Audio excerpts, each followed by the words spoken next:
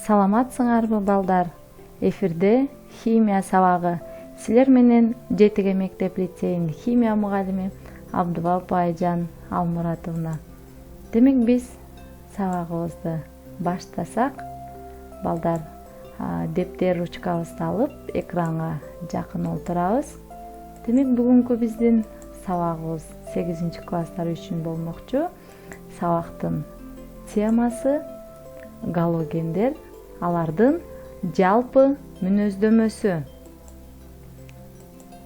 Демек балдар, бүгүнкү сабакта биз эмнелерди үйрөнөбүз?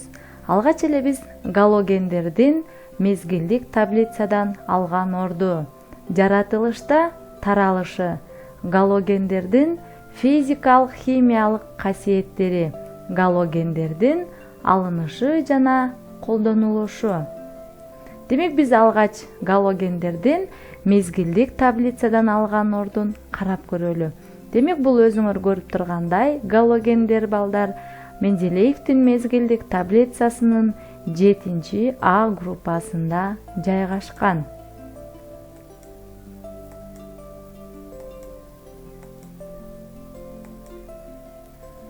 Демек толугураак таблицаны карап көрсөк, бул галогендерге фтор, хлор, бром, йод, астат кирет. Демек галоген деген сөз бул грек сөзү, биз тилге которгондо туз пайда кылуучу дегенди түшүндүрөт. Демек бул жерде фтор, хлор, бром, йод, астатты балдар силер көрүп турасыңар. Демек балдар, алдын ала физикалык касиеттерин ойлонуп олтурабыз, булардын кандай физикалык касиеттери бар экендигин.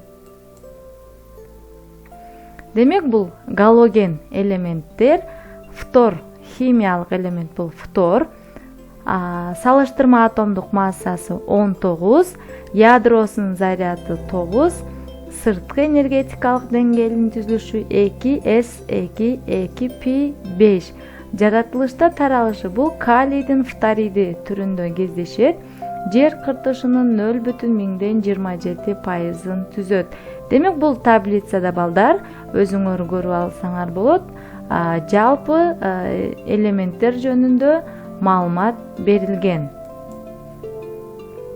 Атомдордун түзүлүшүн карап көрсөк балдар, бул атомдун түзүлүшү дегенде биз алгач элементтердин катар номерин билишибиз керек. Андан кийин канчанчы мезгилде жайгашуусу бизге чоң мааниге.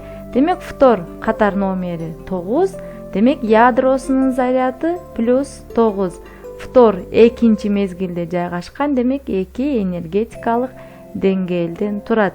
Демек балдар, кандай окшоштуктарды, кандай өзгөчөлүктөрдү байкадыңар? Туура айтасыңар. Бардык галогендердин эң сырткы энергетикалык деңгээлинде 7 электрон жайгашкан. Бул эмнеден кабар берет? Бул 7-группанын элементтери дагы кошумча маалымат, бул 1 электронду кошуп алат дегенди түшүндүрөт. Демек, жыйынтыктап айтсак, жогорудан, бул жебе көрсөтүп тургандай, жогорудан төмөн карай атомунун ядросунун заряды өсөт. Бул деген эмне? +9, +17, +35, +53. Демек, атом ядросунун заряды өстү. Энергетикалык деңгээлдин саны өсөт. Экинчи. Демек, фтор 2 энергетикалык деңгээлден турса, хлор 3 энергетикалык деңгээлден туруп жатат. Ал эми бром 4 энергетикалык деңгээлден турса, йод элементи 5 энергетикалык деңгээлден турат. Демек, атомдун радиусу өсөт, бирок сырткы энергетикалык деңгээлдеги электрондордун саны туруктуу. Баарынын эң сырткы электронунун саны 7-ге барабар. Демек, металл эместик кычкылдандыргычтык касиети начарлайт.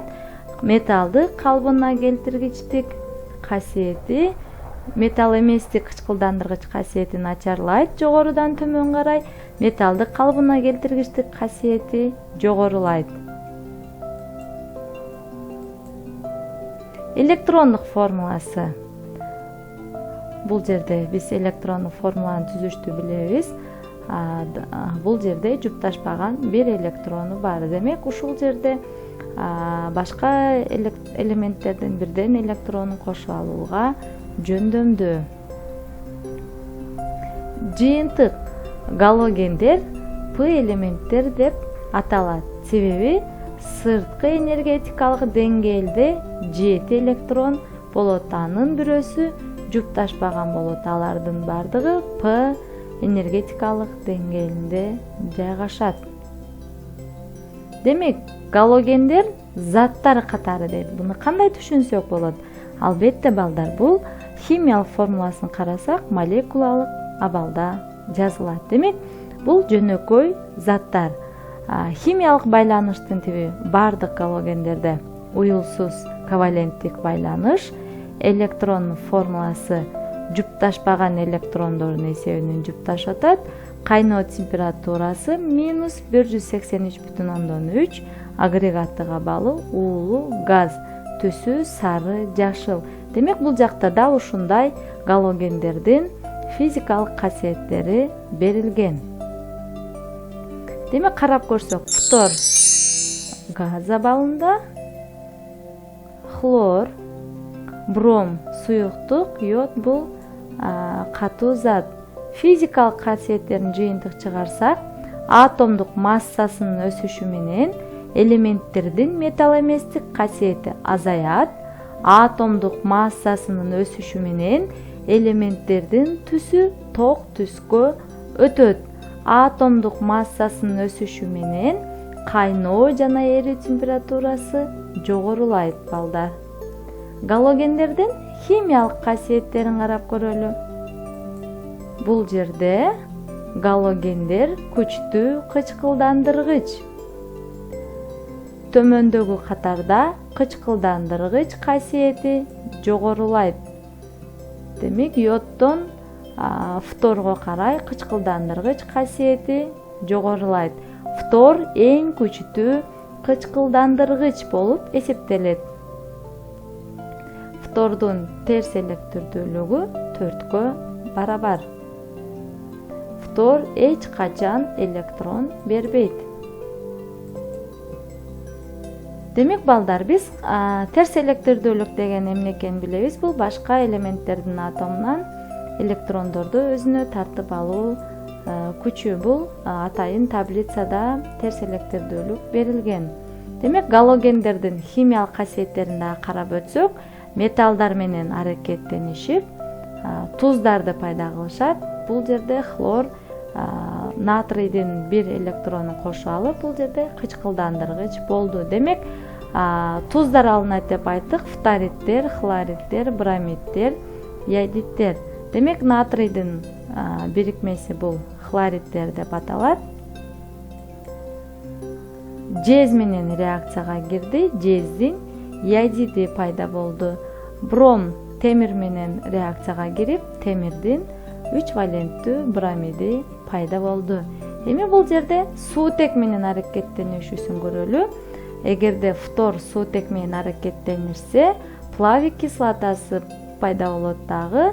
Реакция экзотермикалык. Бул жылуулукту түшүндүрөт, жылуулук эффектисинин саны. Демек, мындай белги менен көрсөк, биз термохимиялык теңдемедебиз. Плюс белгиси бул экзотермикалык, жылуулукту сыртка бөлүп чыгарат. Андан кийин суутек менен хлордун аракеттенишүүсүн көрсөк, бул жерде дагы экзотермикалык реакция. Бром менен суутектин аракеттенишүүсүнөн суутекти бром пайда болот. Ал эми өзгөчөлөнгөнү, бул жерде суутек менен йод реакцияга киргенде жылуулук сиңирилип, эндотермикалык реакция жүрөт балдар. Демек, экранга жакшылап көңүл буруп, реакциянын теңдемесин туура теңделүүсү менен жазып алабыз балдар.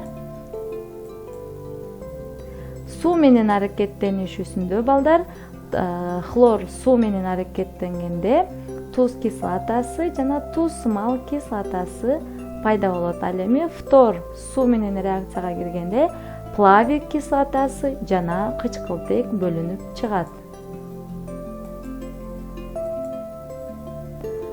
Галогендердин туздарынын эритмеси менен аракеттенишүүсү.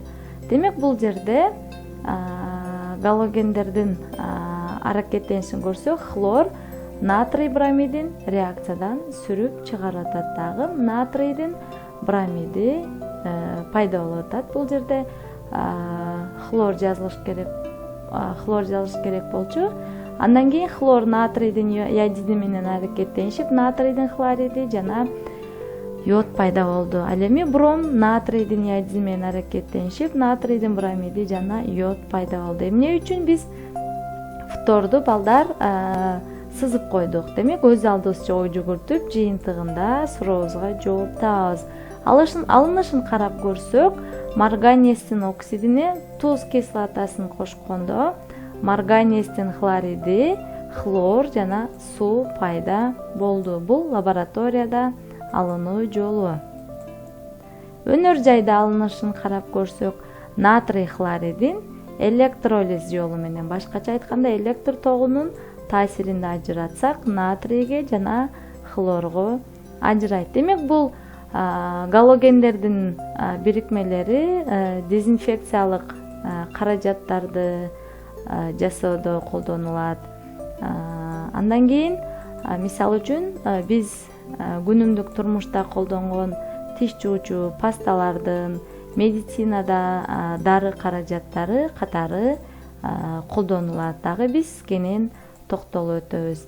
Демек балдар, биз ушуну менен сабагыбызды жыйынтыктайбыз. Үйгө тапшырма галогендердин химиялык касиеттерин толуктап 3 реакция жасабыз. Андан соң галогендердин колдонулушу боюнча графикалык сүрөттөрдү тартабыз. Кийинки сабактан көрүшкөнчө